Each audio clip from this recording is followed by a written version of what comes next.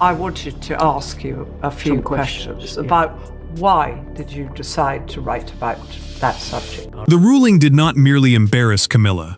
It shattered the version of events the palace had protected for years. Minutes ago, a court formally confirmed that a forbidden private diary belonging to Queen Elizabeth II had been deliberately concealed from the royal household, and that Camilla personally knew where it was being kept. Charles received the news in stunned silence. William demanded answers, and suddenly, one hidden book threatened to reopen wounds the monarchy believed were permanently sealed. Before we go deeper into what this really means for the royal family, make sure to subscribe so you don't miss a single update.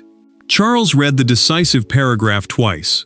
The judgment stated plainly that Camilla had withheld Elizabeth's restricted diary after being told it should return to the royal archives, the official collection where historic royal papers are preserved. The book was not ordinary correspondence. It contained the late Queen's private reflections, including thoughts on loyalty, succession, trust, and tensions she never intended the public to see. The king lowered the papers, but before his wife could explain, he raised one hand. He needed the truth first. Camilla felt the room close around her. She insisted that the diary had never been destroyed or altered, yet that defense sharpened the question between them. The court established that the book was removed from its expected archival chain through an unofficial arrangement, preventing palace archivists from accessing it. Worse, several pages had been marked by Elizabeth for later review. Those marks suggested the monarch expected someone to return to those passages. If the queen consort knew that, hiding the diary was no longer simply about privacy. It was about deciding who could know what Elizabeth had left behind. William reacted with a colder kind of anger. The prince told an aide that the issue was no longer whether his grandmother deserved privacy. Everyone agreed she did. The issue was whether family members had been denied material she intended to be reviewed. That distinction cut deeply, because succession is how responsibility passes from one reign to the next. For the future king, the possibility that Elizabeth had marked guidance for later consideration transformed the diary from a family secret into a question of duty. Charles looked across at Camilla. His voice stayed low, but the question landed with force. "What was in it that you were so afraid of?" She did not answer immediately. That hesitation changed everything, because silence now sounded less like caution and more like fear. But before anyone could understand why Camilla had hidden the diary, they first had to confront the painful truth about the three people whose lives were now trapped inside its pages. A hidden diary can expose secrets, but its deepest damage comes from revealing what people feared others might discover. For Charles, the ruling threatened his marriage. For William, it reopened questions about his grandmother's final wishes.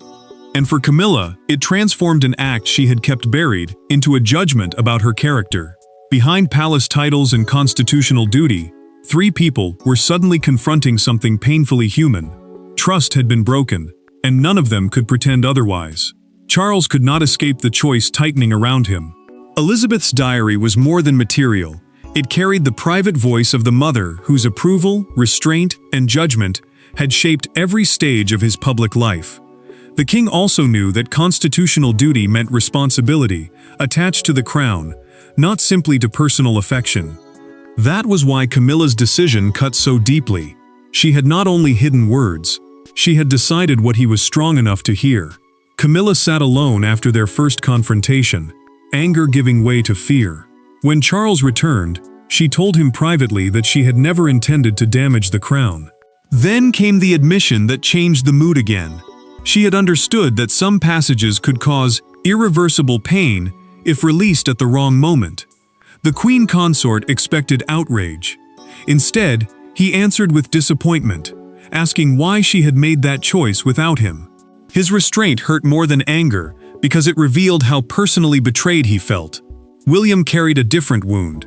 His bond with Elizabeth had been both familial and institutional, tying a grandson's affection to the responsibilities of a future king. The prince was then shown a documented archival account stating that his grandmother had placed identifying slips beside passages concerning the monarchy's future. Those markers suggested intentional later review. One section, he was told, dealt with the difference between protecting the institution and protecting individuals inside it. That distinction troubled him. William began to suspect that the diary contained more than private emotion. If Elizabeth had deliberately marked those pages, then someone may have interrupted a message meant to survive her. He did not yet know whether that message concerned Camilla, Charles, himself, or all three. But uncertainty was becoming more dangerous than the truth. William entered Charles's sitting room without aids and placed a copy of the ruling between them. He chose his words carefully. If Grandmama marked those pages, she wanted somebody to read them. Charles looked down at the document, then back at his son. He did not disagree, and the reason William sounded so certain lay in a forgotten confrontation months earlier. The moment that had first pushed the diary out of the shadows.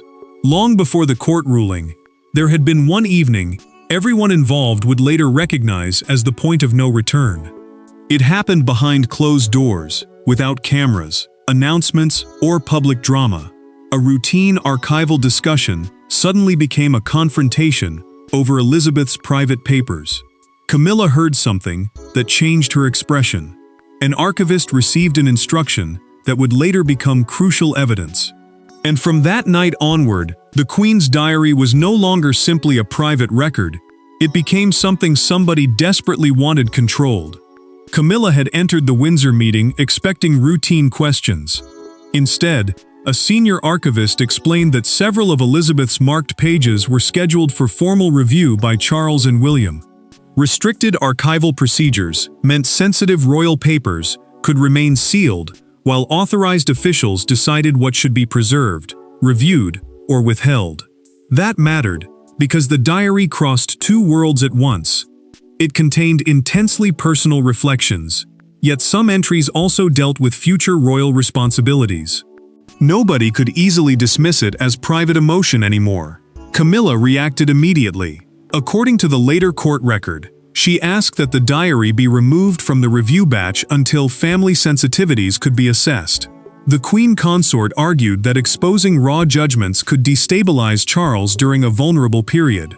The archivist pushed back, warning her that delaying authorized access without formal approval could create a far more serious problem. She insisted she was buying time, not burying truth. But the distinction would later collapse under scrutiny. Charles unknowingly made the situation worse that same evening. He asked whether all of Elizabeth's priority papers had been processed and whether anything required his immediate attention. Camilla told him there was nothing urgent. The king accepted that answer because trust made suspicion feel unnecessary. In retrospect, that short exchange became devastating. She already knew the diary had been separated from the scheduled review, and he had just given her the perfect chance to tell him. The evidence grew darker after that. The court later established through custody records that the diary was transferred to a secure private location rather than returned to the expected archive. A handwritten note from the archivist recorded Camilla saying, "Not yet, not while they are together."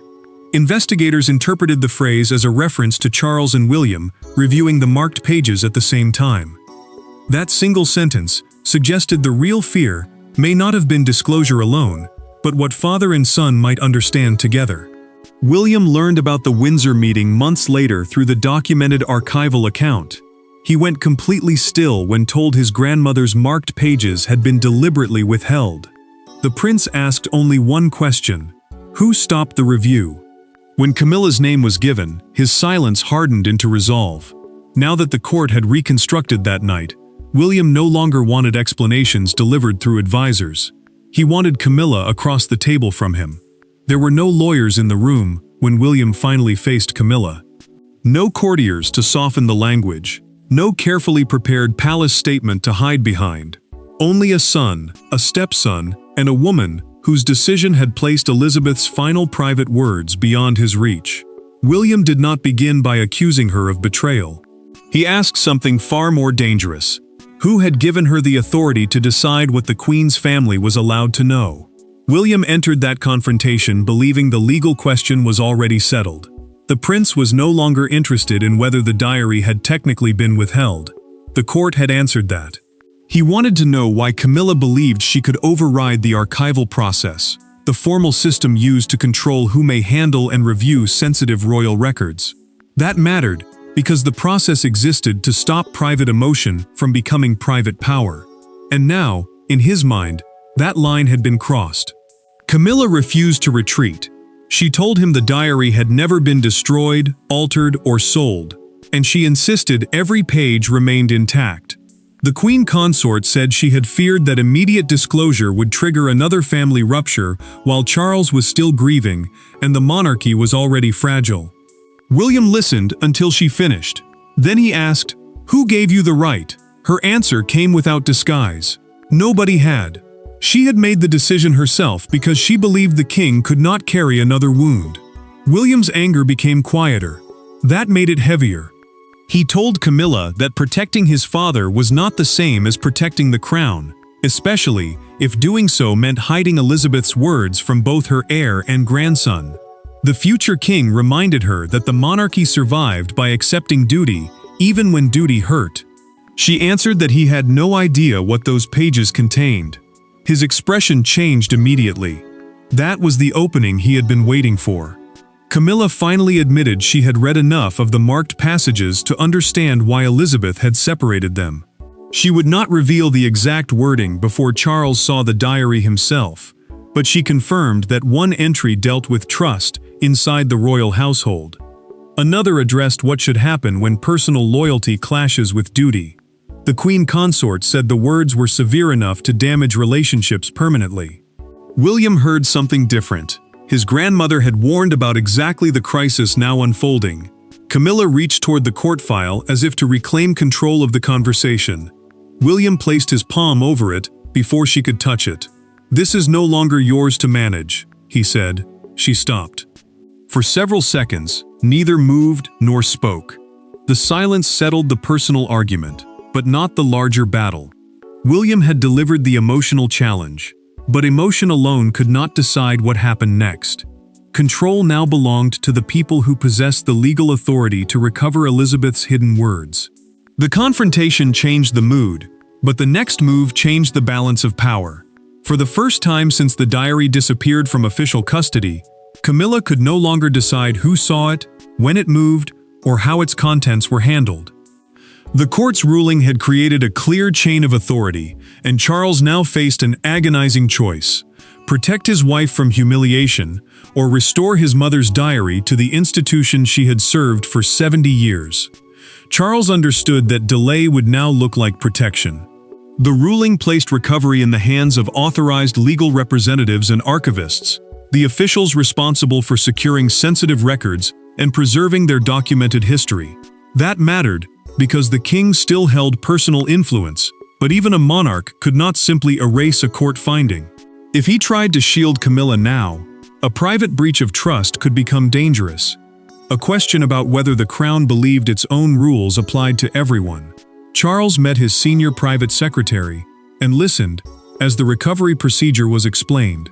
The process required the diary to be returned, logged, examined for any custody irregularities, and secured before further review. Then came the question nobody wanted to ask. Did he wish to delay implementation? The monarch stared at the table for seconds. "No," he said. "Bring it back." The answer was quiet, but it ended the uncertainty. Camilla heard the decision from Charles himself. She asked whether he believed she had acted against his interests. The Queen Consort reminded him that she had feared what those pages might do to him at a moment of grief. He did not accuse her of cruelty. That made his answer worse. What hurt, the king said, was that she claimed to protect him without allowing him to decide what he could bear. She had made his choice for him. The recovery order deepened the crisis. It required not only Elizabeth's diary, but every record connected to its removal, including custody notes, transfer entries, and documented accounts of who knew the book had been moved. One sealed log was damaging. It showed Camilla had more than one opportunity to return the diary after the original crisis had passed. Her argument that the concealment was temporary looked much weaker. Charles signed the authorization with a single stroke. He placed the pen down and left before anyone spoke. Later, Camilla saw his signature beneath the order and understood what it meant. Her husband had personally ended her control over the secret. The diary was coming home, but its return would carry immediate consequences, and Camilla was about to discover how quickly royal influence can disappear once trust collapses. The punishment did not arrive as one dramatic announcement. It came through doors that stopped opening. Meetings continued without her. Sensitive papers were redirected. Staff who once sought Camilla's approval now waited for instructions elsewhere. Nothing about the change was accidental. After the ruling, the palace moved quickly to protect the integrity of Elizabeth's recovered archive, and with every procedural safeguard, Camilla felt the same brutal message. She was no longer trusted with the secrets of the crown. Camilla felt the consequences before anyone explained them. Palace officials temporarily removed her from internal discussions involving Elizabeth's restricted papers as a direct response to the court's finding. Access protocols, the rules controlling who may handle sensitive royal material, were tightened so no single family member could redirect records without documented approval. That mattered because the palace was protecting more than a diary. It was protecting trust surrounding the crown. Camilla arrived for a briefing expecting tension, but not exclusion. Her name was gone from the revised attendee list. She asked an aide whether William had ordered the change. The answer landed harder than she expected. Charles had approved it. The Queen Consort said nothing for several seconds.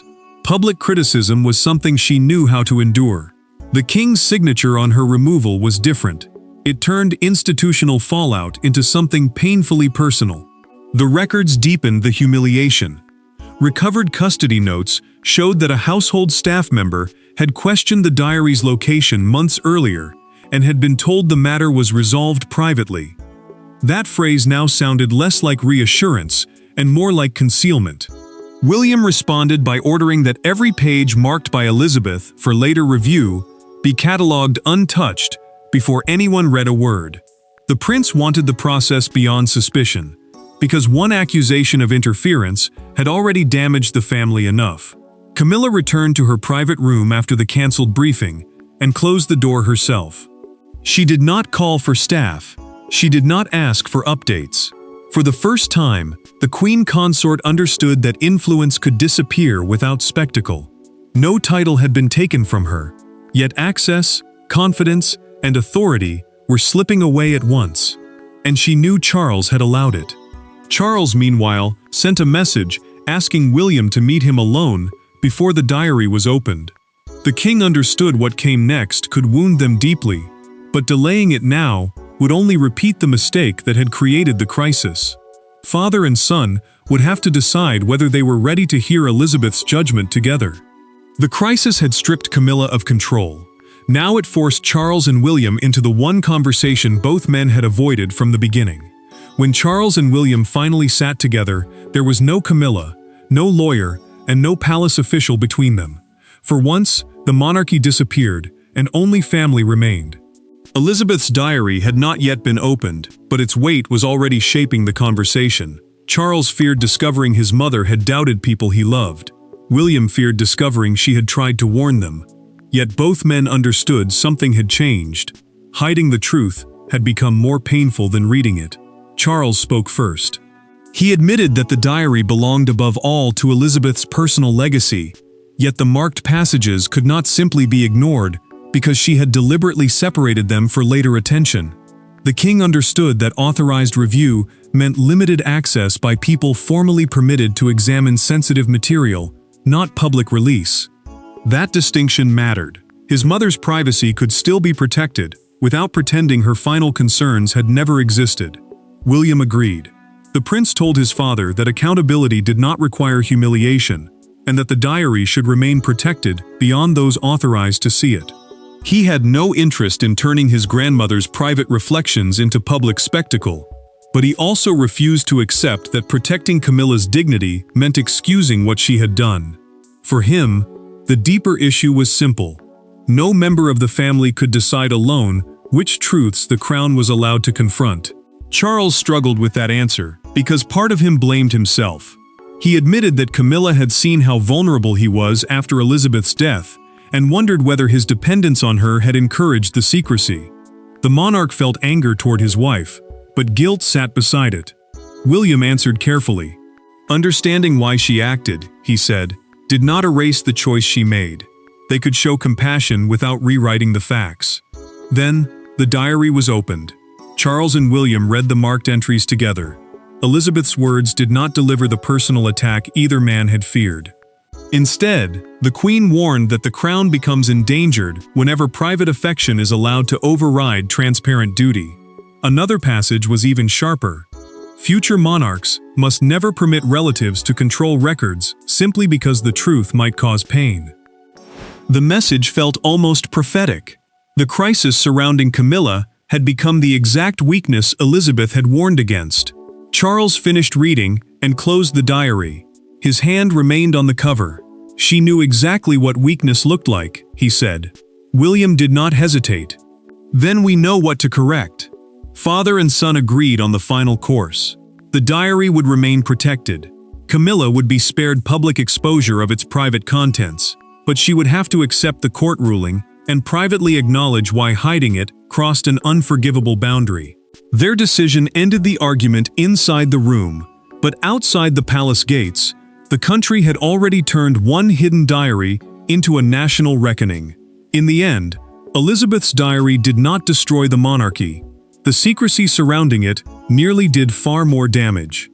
Camilla had believed she was protecting Charles from words that might hurt him, but the court ruling exposed the fatal flaw in that choice.